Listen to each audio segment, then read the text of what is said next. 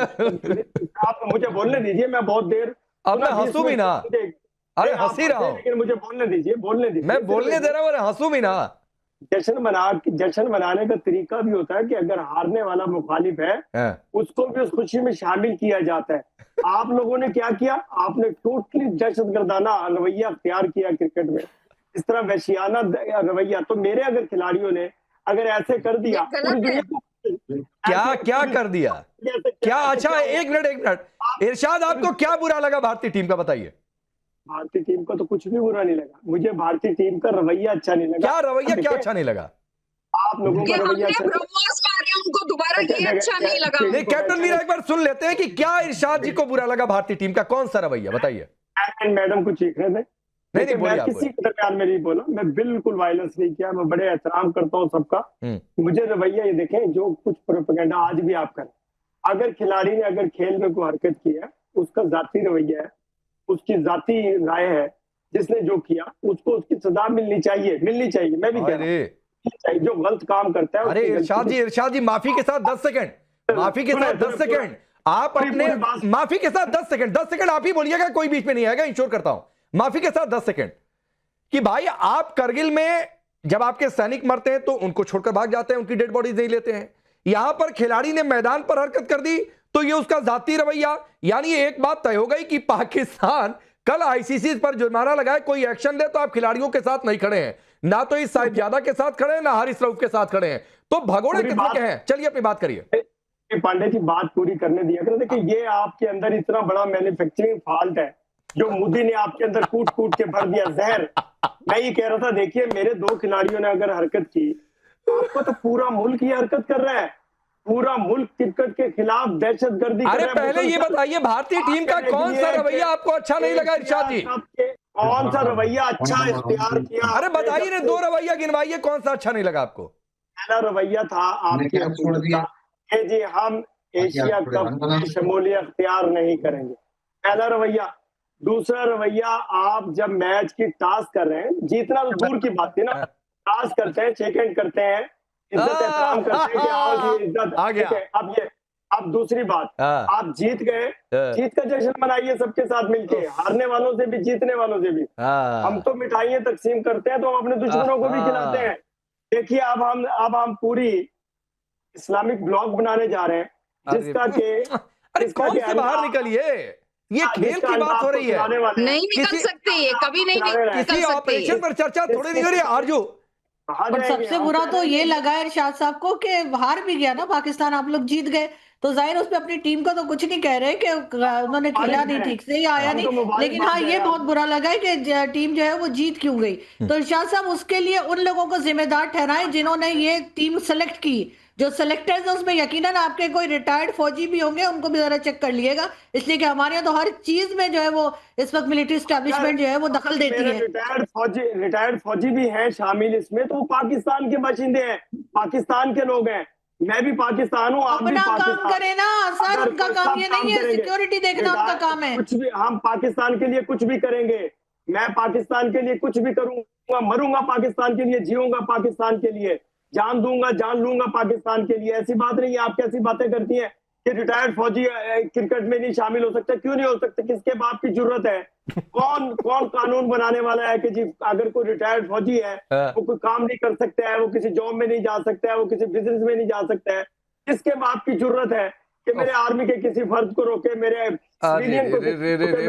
इरशाद जी थोड़ा पानी वानी पीजिए, कुर्सी कस के पकड़िए, ऐसे पकड़िए, ऐसे कुछ नहीं है, ऐसे कुर्सी कस के पकड़िए, इतना सीरियस मत हो जाइए, इतना सीरियस मत हो जाइए। ममता काले बहुत सीरियस हो रहे हैं डॉक्टर इरशाद। मैं ये कह रहा हूँ कि सीरियस नहीं हो रहा हूँ, मैं हकीकत बयान कर रहा हूँ।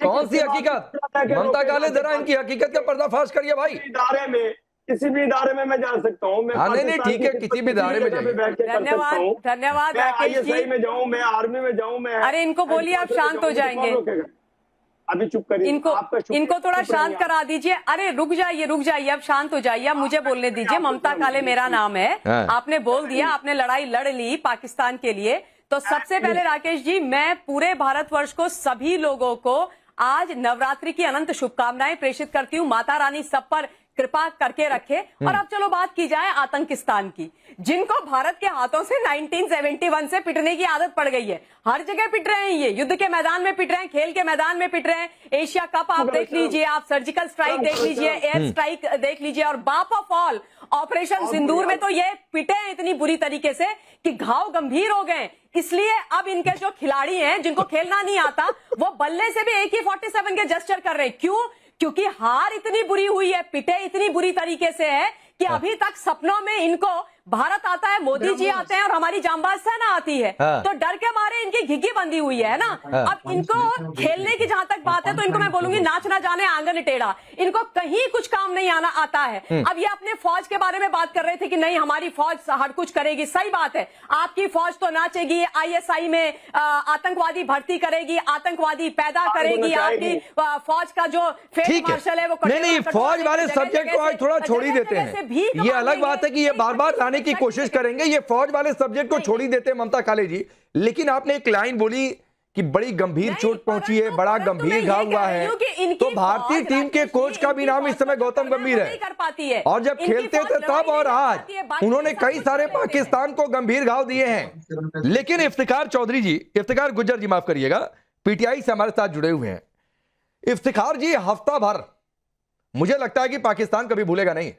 हफ्ते भर के अंदर दूसरी बार आ रहे हैं, हफ्ते भर के अंदर दूसरी बार बेइज्जती हो गई। अभी इरशाद जी का, डॉक्टर इरशाद को आप जानते भी होंगे, उनकी जुबान पर आएगी हाय रे, हाथ भी नहीं मिला रही है भारतीय टीम, हरा रहे हैं सो अलग से हरा रहे हैं, इनका दर्द हैंडशेक का जा ही नहीं रहा है। ऊपर से बेइज्जती आप आतंक वाले चैप्टर पर अलग से करा रहे हैं। डॉक्टर इरशाद, जो बातें ममता काले ने कही, गंभीर तो इस समय हमारे कोच भी है, और फिर वही बात है, क्रिकेट में भी उनकी बोलती बंद आपका हैंडशेक वाला दर्द तो जा ही नहीं रहा है। हमें गम इस बात का नहीं है आपने हाथ क्यों नहीं मिलाया, हमें गम इस बात का है कि आपकी औकात का पता चल गया पूरी दुनिया को, क्योंकि दुनिया को मालूम नहीं था कितने भयानक लोग हैं, भयानक लोग हैं। आप देखिए ममता, मैं बोला नहीं क्या आपके नहीं, एक मिनट ममता जी बोलने दीजिए, डॉक्टर इरशाद को बोलने दीजिए। मैं चाह रहा हूँ कैप्टन मीरा आता हूँ, डॉक्टर इरशाद को इरशाद करने दीजिए थोड़ा सा। मैं चाह रहा हूँ कि लोगों को मालूम पड़े हम क्या बात कर रहे हैं। इस तरह शोर करेंगे जैसे मोहल्ले की बच्चियां लड़ती हैं, उस तरह नहीं लड़ेंगे हम। मैं ही कह रहा हूँ कि देखिए, हमें गम हाथ में लाने के नहीं, हमें औकात के पता लगने का आपकी पूरी दुनिया को, जिनको मालूम नहीं था कि आप इतने जहरीले लोग हैं, जितना जहर आपने दिखाया क्रिकेट के मैदान में, क्रिकेट जीतने में, क्रिकेट खेल के स्टार्ट से लेकर के कैप्टन मीरा आता हूं। आप जवाब एक मिनट 30 सेकंड डॉक्टर इरशाद को बोलने दीजिए, फिर कैप्टन मीरा आता हूं। 30 सेकंड बोलिए डॉक्टर इरशाद, बोलिए। तो ऐसा ना करें, अभी खेलना है हमने, हम भी खेलेंगे, आप भी खेलेंगे, देखते हैं जीतेगा वही, जो जीता वो सिकंदर, मैं कहूंगा जो जीतेगा वो सिकंदर होगा, वही कप लेगा और वही सब कुछ दुनिया की दाद लेगा। लेकिन औकात किसकी मालूम पड़ी, कपड़े किसके उतरे, नंगा। अरे डॉक्टर इरशाद, कपड़े आपके उतरे, हफ्ते भर के अंदर दूसरी बार आप अभी भी हैंडशेक पर हो रहे हैं। राकेश जी, आपने सरेआम धमकी दी थी कि भाई मैच नहीं खेलेंगे, हुआ क्या? मजबूरन जाना पड़ा और कहना पड़ा। चलिए कैप्टन मीरा, आप कुछ कह रही थी। जी, आप ये देखिए राकेश जी, ये बात कर रहे हैं दहशत फैलाने की, ये अपने युवाओं में क्या फैला रहे हैं, ये गन माइंडसेट फैला रहे हैं, ये वायलेंस का माइंडसेट फैला रहे हैं। कोई बॉम्ब ब्लास्ट का एक्शन करता है, कोई प्लेन क्रैश का एक्शन करता है, कोई AK-47 बैट को बना देता है। युवाओं में क्या मैसेज दे रहे हैं? केवल और केवल वायलेंस का मैसेज दे रहे, जिहाद का मैसेज दे रहे।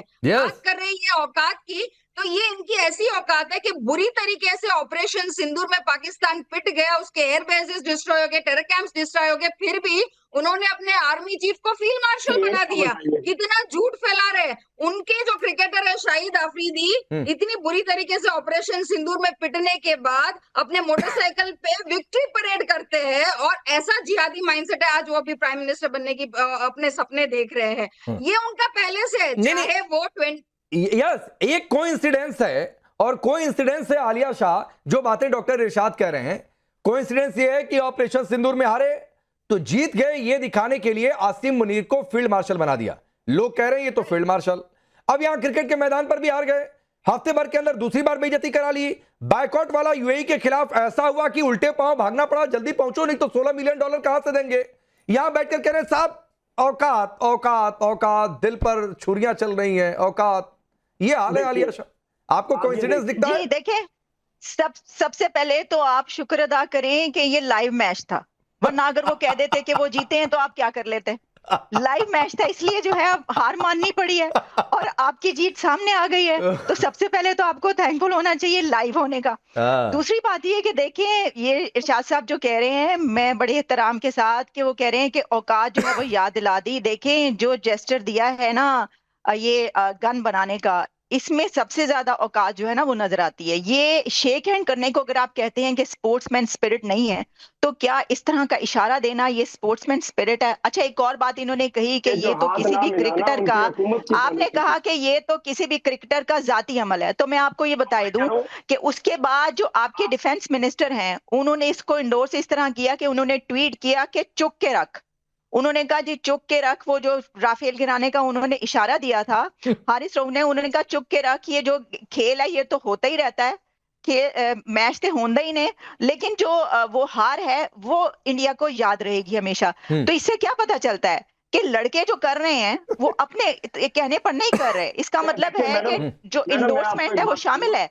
तो आप For more of such videos, do like, share and subscribe to ET Now Swadesh.